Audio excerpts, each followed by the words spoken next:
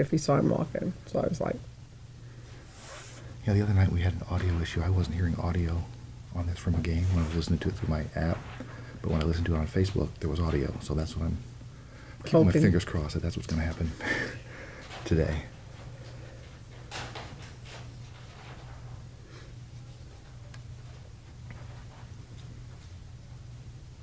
So this is set on automatic to start at 8:45? I had to set it up beforehand to start at 8:45, which keeps us on time, and I'll make sure that we're doing it, so.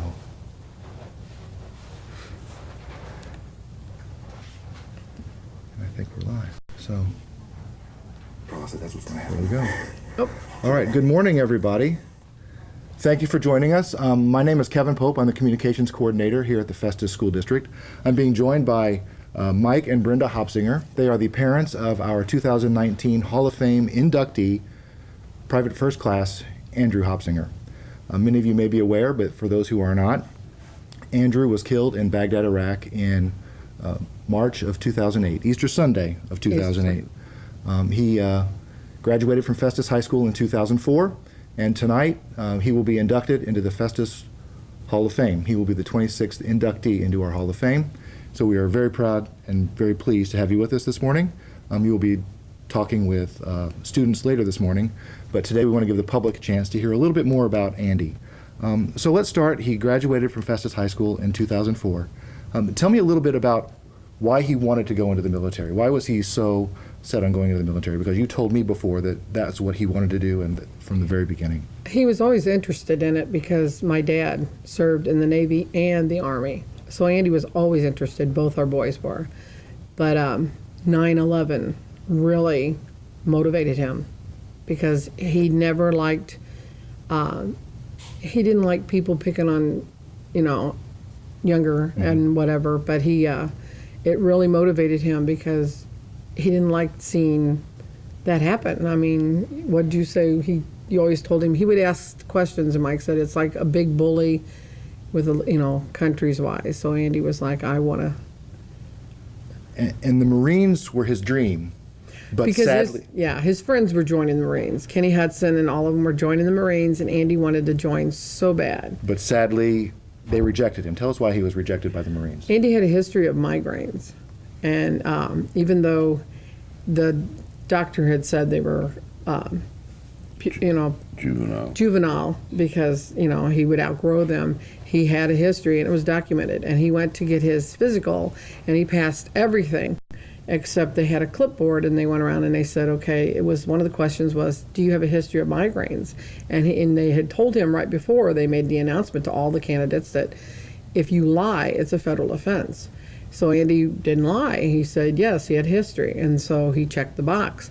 And when they asked him about them, he said, oh, they're okay. I take shots.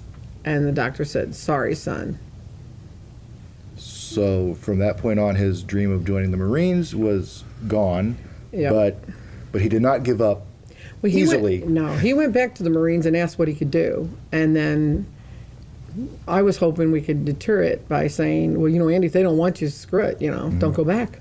And that didn't work. So then he went to... Yeah, he had the A+ scholarship that he could fall back on, so then he enrolled in Jefferson College and spent a year there, but he just wasn't satisfied. He just decided he wanted to get into the military somehow, some way, and he went on a pretty good campaign of his own to try to get some help with politicians or whoever would help him, and he got letters from his doctor and stating that everything was okay, and then eventually after a year of going migraine free, the Army allowed him to enlist. But you didn't know that he had gone on this letter writing campaign. He wrote Congressman Russ Carnahan, who was congressman at the time. Did he write the Senator Bond? He also wrote military officials to try to get in. Retired military generals, anybody he could list. He had a friend, and I don't know who she was, but apparently she was a pretty good writer. So she would help him, and she helped him find different people to write letters to. And it was just by accident that I was looking at the family computer and he had not closed out, and I had saw one of the letters, and I showed Mike, and then we're like, he's going to do it. So in February of 2007, he was accepted and sent off, but he went to boot camp. Tell us what that was like for him. Was that like one of the happiest days of his life, going to boot camp? He was excited. Yeah. He brought home a book bag that had all the Army stuff in it and has the mugs and everything else. And he was just like a little kid in a candy store. He was so excited to show me all the neat stuff the Army gave him. And then he was excited to go to boot camp. And he started working out so he wouldn't be a fatty when he went down there, he said. That's what he said. And so he got in the best shape of his life. He would go running, and for a Habsieger to run, that's unusual. So, So then, about 6 or 8 months later, in October of 2007, he went to Iraq. He went to Iraq. Right. What did he think about going to Iraq? Apprehensive. You know, I mean, I haven't done that, and I'm not in his shoes, but I can imagine, you know, there's quite a bit of tension, you know, for the newness of it all. And Did he talk to you guys at all about how he felt about going, or he? Yeah, he talked about some of the people were really, really nice. It had snow flurried. I remember him calling about that because he was like, "Mom, they think we brought it," because they'd never seen snow, and it, you know, obviously didn't hit the ground or anything. But he said the old people were out there, and he said that was pretty cool. And then he liked the kids. There was a picture that if Andy loved cotton candy, and it was a picture of him getting cotton candy in his uniform, and I thought that and dogs. dogs. They said he was constantly trying to bring dogs back into camp. As a matter of fact, I think it was the morning of that he was killed. They went out a earlier patrol, and they had gotten back to their base, and they heard some whining, and they started looking around at each other, and one of them figured out Andy had found a little puppy and stowed it away in his vest and tried to sneak it back into the camp. And of course they made him turn it loose, but he wasn't very happy with the fact he got caught. Right. So Easter Sunday 2008, he was killed in his Bradley fighting vehicle on an attack on his unit. It was a special mission. They had gotten, and they asked for a smaller group to go out because there was a woman called in and said that there was some unusual activity. So they went out, they picked a few, and it wasn't his complete group. And they went out, and he never rode in the first Bradley. And that particular day, they put him in the Bradley. And they went out, and then they knocked on the door, and the lady didn't answer. So pretty much a setup. And then first Bradley got hit, and then the other guys got into a major gunfight. Yeah. And they didn't even know the Bradley was hit. They just heard a pop, and then they realized because they were all fighting for their lives. Yeah. So then, come back here. Funeral was sometime later. In April, yeah. But the outpouring of support from the Festus community was Unbelievable. Unreal. Tell us about how that made you feel. Going, the visitation was one well, even going to get his body from the airport, there was lines all the way back, all the way down the highway. There was people lining up from even the airport on. There'd be cars pulled up. Overpasses Everybody and pulled, yes. It was unbelievable, just the escort coming back into town. It was, the roads were lined. Patriot Guard. Patriot the Guards, Highway Patrol. He worked for Laclede at the time, or Spire, and their trucks were all on the side of the road, lined up. People were hanging off the overpasses with flags. People were waving flags. It was pretty cool. I mean, it was just unreal, the support all the way to the funeral home. And to be inducted into the Festus Hall of Fame, our inductees show they have academic success or some kind of success in their careers, but they also show good character. And one of the things that keeps coming back to me when I talk to anybody about Andy is that, and you guys have told me that he didn't tolerate bullies. He stood up to people who bullied people. That was- demonstrated his character. You have a story that you can tell us about how he stood up to people like that? Well, that was just a real soft spot in his heart. He just constantly would come home and say something about somebody was saying something to an underclassman or something like that. And he just particularly didn't like that. But we were at a memorial service down in Fort Stewart, Georgia one time, and we'd met a lot of the people that Andy served with in Iraq.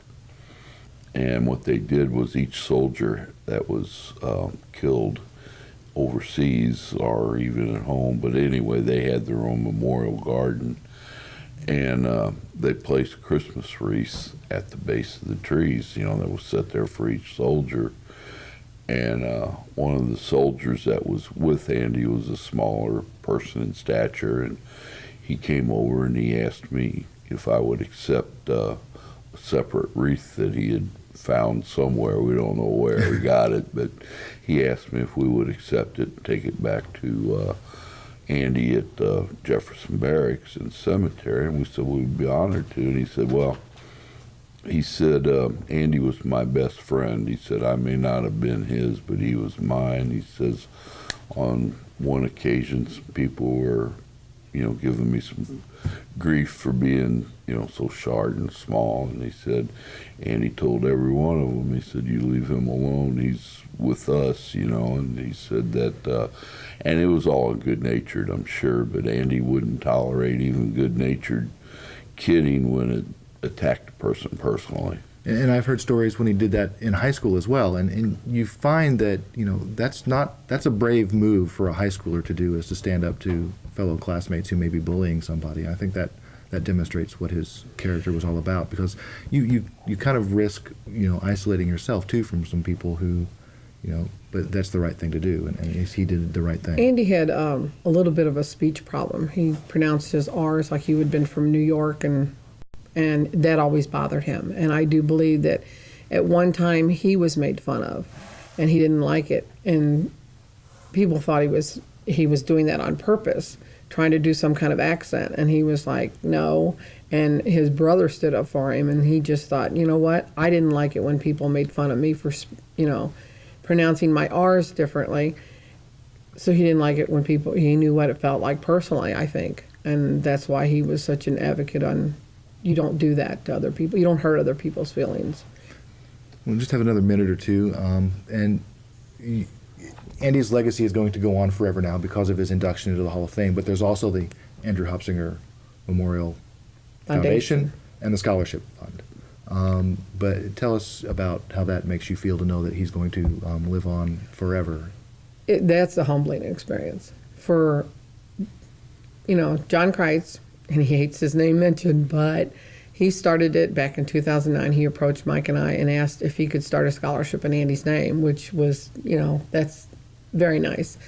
And just through him and his people that know him and the friends and the community that started it, look at it.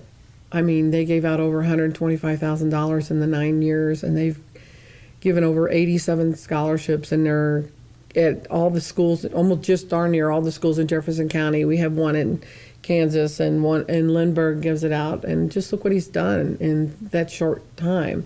And the people we have met through the foundation are some of the hardest working people. And over the years, I can honestly say I've never been so close to a bunch of people. We would have never met them any other way, probably.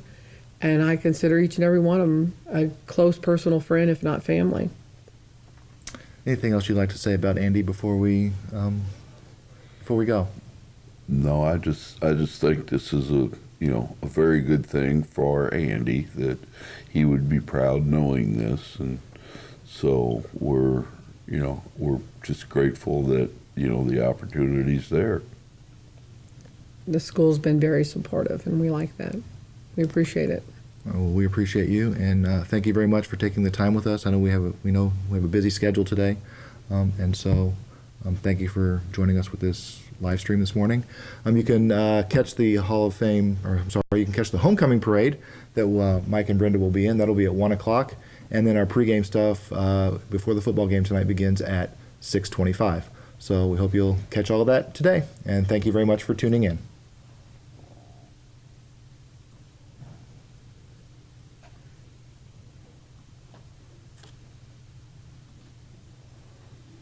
And we're done. Didn't sound like idiots, did we? No, you guys are very good. Thank you. The radio sounded good.